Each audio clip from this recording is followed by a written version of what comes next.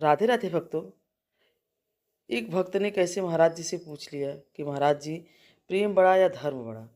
तो यह जानने के लिए इस वीडियो में अंत तक जुड़े रहें। बार बार प्रणाम। खुश रहिए। गुरुजी, मैं एक चीज धर्म के विषय में ही है।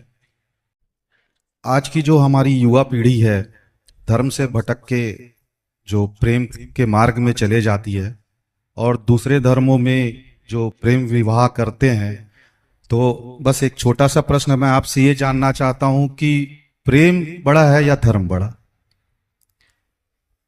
आजकल के बच्चे जो करते हैं वो प्रेम है ही नहीं, वो तो वासना है जी। आजकल के जो लड़का लड़की आई लव यू खेलते हैं, ये प्यार थोड़ी है। ये तो केवल शरीर की हवस है। हवस पूरी होते ही इनका आई लव यू वैसे ही समाप्त हो जाता है, जैसे च्युइंगम को चबा के लोग नहीं थूक देते, ऐसे तुम्हारे आई लव यू को भी थूक दिया जाएगा। एक्चुअली लड़की प्रेम की परिभाषा क्या है वो मैं कथा में समझाऊंगा। तत्सुखी सुखित्वम। प्रेम राधा जी ने किया कृष्ण से, मीरा ने किया कृष्ण से। तो प्रेम जहां होता है वहां स्वार्थ नहीं होता। प्रेम मां करती है अपने बेटे से, प्रेम मां करती है बेटे से। बताओ मां बेटे से क्या लेना चाहती है? मां तो बेटे को सब कुछ देना चाहती है। उसी तरह जहां प्रेम होगा वहां अपने प्रेमी से या अपनी प्रियतमा से कुछ लेने का भावना होगा। आत्मसमर्पण का नाम ही प्रेम है, समर्पण कराता है प्रेम। और आजकल का प्रेम जो लड़का लड़की वाला, स्कूल कॉलेज वाला है, ये तो केवल शरीर की भूख लेके पैदा होता है।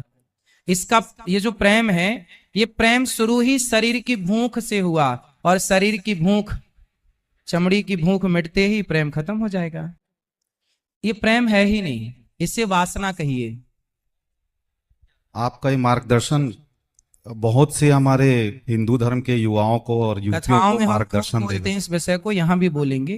कथा का जब बिल्कुल। दिन आएगा वो तो हम बोलेंगे। जी, प्रणाम महाराज जी।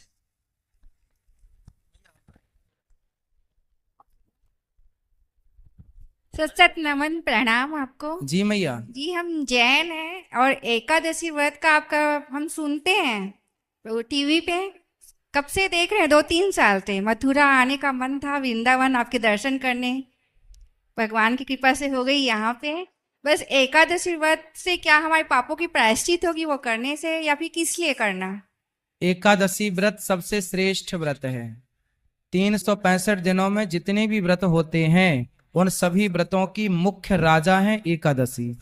तो एकादशी कर लेने के बाद सारे व्रत करने का पुण्य मिलता है। जो एकादशी करता है भगवान उसे अपने धाम में स्थान देते हैं। एकादशी से इतना प्रेम करते हैं भगवान। हाँ? मतलब कैसे करना चाहिए? एकादशी के दिन सवेरे जल्दी स्नान करके भगवान की पूजा करो। एकादशी का मतलब है कि हम अधिक से अधिक मन भगवान के चरणों में लगाएं। वो पूरा दिन प्रभु के नाम, भगवान को बढ़िया उस दिन नहलाओ, दूध से, दही से, घी से, शक्कर से, शहद से नहवा कर सुंदर से वस्त्र पहनाओ। आज उनका ज्यादा कीर्तन करो, आज उनको बड़े प्रेम से देखो और भगवान को मन मंदिर में बसाओ। फिर भगवान का ही चिंतन करो। खाने का कुछ मन है तो भोग, फल का भोग लगाओ, फल का भोग लगा के फल खाओ। अन्न उस दिन ना खाना। वो दिन अधिक से अधिक भगवान के चिंतन में गुजरना चाहिए, भगवान के कीर्तन में गुजरना चाहिए। तो वो दिन ऐसे होता है। और माला शिव कृष्ण भगवान का ही फेरने का है जो माला का? आपने मंत्र लिया है, आपने जो गुरु मंत्र लिया होगा। फर्स्ट आपके ही दर्शन किए थे हम, और आज फर्स्ट साक्षात दर्शन हो रहे हैं। टीवी पे देखते थे बस। तो आप जो मंत्र, आप श्रीमन नारायण का जाप करो या श्री कृष्ण का जाप करो, एक ही बात है। हम जैन मंत्र नहीं बोल सकते हैं ऐसा? हाँ, आपको जो प्राप्त है मंत्र, जैन कोई अलग नहीं है। हमारे 24 जो अवतार हैं उनमें एक अवतार है भगवान के, भगवान ऋषभ देव जी। वो आपके प्रथम तीर्थंकर हैं। तो वहीं से ये जैन और हिंदू सनातनी कोई अलग अलग नहीं है। मान लिया लोगों ने अलग, बट है नहीं, एक ही है। बस थोड़े विचार अलग हैं, थोड़े से पद्धति अलग है पूजा की, बाकी सब एक है। राधे राधे गुरुजी। जी खुश रहिए। गुरुजी, मेरा एक प्रश्न है कि जैसे लव मैरिज करते हैं, कोर्ट मैरिज करते हैं या आर्य समाज में करते हैं, तो वो लोग को मान लो हल्दी नहीं लगता परिवार के तरफ से, तो क्या यानी वो उनकी मृत्यु होती है तो क्या वो कुंवारी ही कहलाएंगी? भाई हमारी जो वैदिक परंपरा है उसमें तो ये है कि मंडप गढ़ना, हल्दी चढ़ना, तेल चढ़ना, ये सब जो विधिवत विधान है ये पूरे जब होंगे तभी विवाह माना जाएगा। शास्त्रोक्त, शास्त्र जो परमिशन देते हैं वो ये है कि विधान ये। अब जैसे लड़का लड़की भाग जाते हैं, जी। कोर्ट मैरिज कर लेते हैं, ये शादी थोड़ी मान्य होगी। आप किसी को ले जाके और माला पहन ले, कहीं भी पहना दें, आप मनमानी कहिए, मनमानी है, ये शादी नहीं है। तो जैसे 7 फेरे पूरे सब हुए बस? पूरा फेरा होना चाहिए, पूरा विधिवत मंत्रोच्चार होना चाहिए, पूरा विधान से हो तब मान्य होगा। तो ऐसे में वो सारी अब ये बताओ, अब बताओ कि कोई बच्चा 12वीं क्लास ना पढ़े और फ्रॉड डिग्री बनवा के ले आए, कॉलेज ना करे फ्रॉड डिग्री बना के ले आए, पीएचडी ना करे फ्रॉड डिग्री बना के ले आए, तो क्या वो डिग्री मान्य होगी? जब डिग्री मान्य नहीं होती तो बिना विधि विधान के विवाह मान्य कैसे होगा? सिंपल है। दूसरा क्वेश्चन, डिग्रियां मान्य नहीं है तो विवाह कैसे मान्य होगा? दूसरा क्वेश्चन है कि जैसे गरुड़ पुराण नहीं पढ़ा जाता बोलते हैं। पढ़ा जाता है, मृत्यु पढ़ने के लिए। बाद- भाई मृत्यु के बाद फिर कौन पढ़ेगा? नहीं, तो जैसे लोग बोलते, जैसे मैंने गरुड़ पुराण पढ़ा, यानी मुझे इच्छा हुई उसमें क्या है क्या नहीं है, हाँ तो पढ़ना मुझे चाहिए। जानना था। अच्छा तो है, क्या हम कभी भी पढ़ सकते हैं? पढ़ सकते हैं, पुराण पढ़ने के लिए ही है और सब पढ़ सकते हैं। और ये गलत फहमियां हटा दो कि ये नहीं पढ़ सकते, सब पढ़ सकते हैं। तीसरा क्वेश्चन है गुरुजी, जैसे मैं कोई भी उपवास या व्रत करती हूँ तो उस दिन हमारे घर में ज़्यादा कलह होता है या हस्बैंड है वो ड्रिंक करके आते हैं, चाहे मैं कोई सा भी रहूँ। पति को बात कराना हमसे, हमारी बात पति को समझाएंगे तो पति ठीक होंगे। ठीक है जी। चलो। और जैसे तीर्थ भी जाते हैं तो पहले वो अच्छे से ही सब चीज़ तैयारी करेंगे, पर एन निकलने के वक्त 2-3 घंटे पहले ही ले आना हमारे पास, समझाएंगे। आए हैं अभी? चलो फिर ले आना, कल ले आना। राधे- खुश रहो, राधे राधे। और किसका सवाल है? गुरु हाँ जी मैया। मोर पुत्र 10वीं तीसरी पढ़ा तस ना दोनों नेत्र बंद हो गए हैं। ओइल में हाँ तुम्हार का विनती करा था, तो उसके नेत्र क्यों बंद हैं? पूरा बंद हो गए हैं तो उसको कुछ दिखता नहीं है? ना, क्यों ऐसा हो गया? पूरा बंद हो गए हैं। मैं बताई तो डॉक्टर को दिखाया आपने? हाँ, तो डॉक्टर ने क्या बोला? ओ बोली से ना सूख गए है कहीं। अच्छा, नसें सूख गई हैं। तो और अच्छे डॉक्टर को दिखाने का प्रयास करो, जो प्रयास देख- करके ठीक। थक गए हैं गुरु। अच्छा, थक गए आप? हाँ, तो फिर भगवान पे छोड़ दीजिए, जो हरी इच्छा, जो भगवान करेंगे। अब तू कहिया तो उसने करिया में। हाँ देखिए, हाँ। भगवान ही सब कुछ करने कराने वाले हैं, हम्म, फिर भी आप भगवान पे छोड़ दीजिए। और डॉक्टर का इलाज तो आप कर ही रहे हैं। हमने सुना है, वो हम आपको सुना दे रहे हैं कि एक दीपक जलाकर देसी घी का, हाँ और कमरे में अंधेरा हो, सिर्फ दीपक का प्रकाश हो, उसे केवल देखना है दीपक की ज्योति को, हाँ है ना?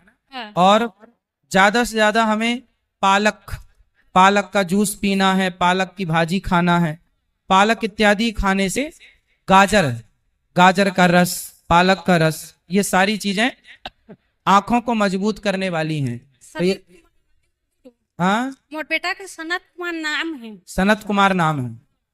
तो उनको ना पालक का जूस देना, और गाजर का जूस देना, और एक दीपक देसी घी का जला के, और हाँ। देखे केवल।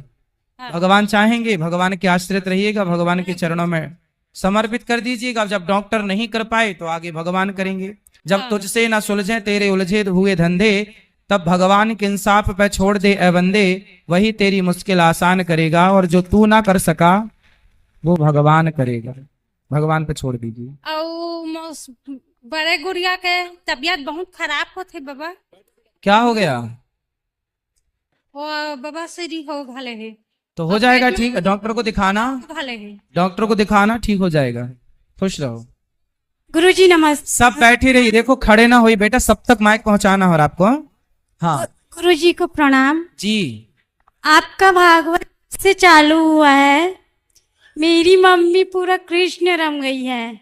उनसे पहले कभी एक अगरबत्ती नहीं जलाती थी, आज आपके भागवत सुन के वो पूरा कृष्ण रम गई है। राधे राधे राधे राधे बोलते रहती। तो आपका बहुत बहुत धन्यवाद। कि आप मेरे मम्मी के मन में परिवर्तन किए। अच्छा, परिवर्तन हो गया। बहुत बहुत धन्यवाद। जी गुरुजी, मेरा एक क्वेश्चन है। बोलिए। कर्म दंड सबको भोगना पड़ता है।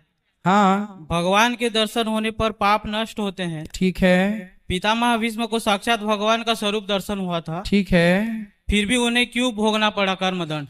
इसलिए भोगना पड़ा क्योंकि भगवान समाज को ये मैसेज देते हैं कि आप ये मत सोच लीजिएगा कि हम सारे गलत काम करें और भगवान का दर्शन करके बच जाएं। जो आपने पुण्य किया है वो भी फल प्राप्त होगा, पर जो पाप किया है वो भी प्राप्त होगा। समाज को मैसेज मिले इसलिए कि आप गलतियां ना करें। आप सारी जिंदगी पाप करो। भाई, दर्शन तो दुर्योधन ने भी किया भगवान का, जी सामने ही खड़ा था भगवान के, लेकिन कर्मों का दंड तो भोगना पड़ेगा। को ना काहू को सुख दुख कर दाता, निज कृत कर्म भोग सब भ्राता। भगवान कहते हैं कि जो मेरे शरण में आएगा, जो मेरी शरण शरण में मतलब हे प्रभु मैं आपका हूं। जी तो दुर्योधन क्या शरण में गया? क्या जब पितामह शरण में गए अंत में, आज ही हमने बताया कि जब पितामह बाणों की सैया पर लेटे और 52 दिन के बाद जब भगवान पहुंचे तब पितामह ने तब शरणागति की, उसके पहले शरणागति नहीं की। और भगवान कहते हैं मैं तुम्हारे अपराधों को तब क्षमा करूंगा जब तुम मेरी शरण में आओगे। अब आए ही नहीं तो क्षमा कैसे करें? पितामह तो भगवान कृष्ण का भक्त थे। तो भक्त अलग है, भक्त होने से शरणागति ग्रहण, इसलिए शरणागति ग्रहण करना पड़ेगा। अब पितामह है तो क्या माफ कर दिया जाएगा? शरणागति आपने की, बाद में तब क्षमा किया गया पितामह को। बाकी कर्म का दंड पितामह को इसलिए मिला क्योंकि पितामह ने जो गलती की उसका दंड मिलना जरूरी था, समाज को मैसेज देने के लिए कि कोई भी क्यों ना हो गलती मत करो वरना दंड के लिए तैयार रहो। दंड विधान ईश्वर का सबके लिए है। हाँ, पर जो शरण में चला जाए, सन्मुख हो ही जीव मोहि जबहि, जन्म कोटि यज्ञ नासहि तबहि। भगवान कहते हैं जो मेरा भक्त मेरी शरण में आके कह दे कि प्रभु मैं आपके सिवा किसी को नहीं जानता, मैं आपका हूं, मुझे क्षमा कीजिए। जो शरण में जाकर बोल देगा कि प्रभु मुझे क्षमा कीजिए, तब भगवान उसके सारे अपराध पाप को क्षमा करेंगे। और कोई बोलेगा नहीं कि मुझे क्षमा कीजिए तो भगवान क्यों क्षमा करेंगे? जी भगवान भक्त की परीक्षा क्यों लेते हैं गुरुजी? क्योंकि आपके टीचर भी तो आपकी परीक्षा लेते हैं, तब तो 10वीं से 11वीं में जाते हो। बिना टीचर बिना परीक्षा लिए आप 10वीं से 11वीं में कैसे जाओगे? तो जब यहाँ का टीचर परीक्षा लेता है तो भगवान भी थोड़ा तो कुछ लेंगे। एग्जाम देने से घबराते क्यों हो? दो मन लगा के। जी धन्यवाद भक्तों। तो आपको यह आध्यात्मिक चर्चा कैसी लगी? अगर अच्छी लगी हो तो प्लीज़ हमें कमेंट में ज़रूर बताएं। अगर आप हमारे चैनल पर नए हैं तो हमें लाइक और सब्सक्राइब जरूर करें। राधे राधे।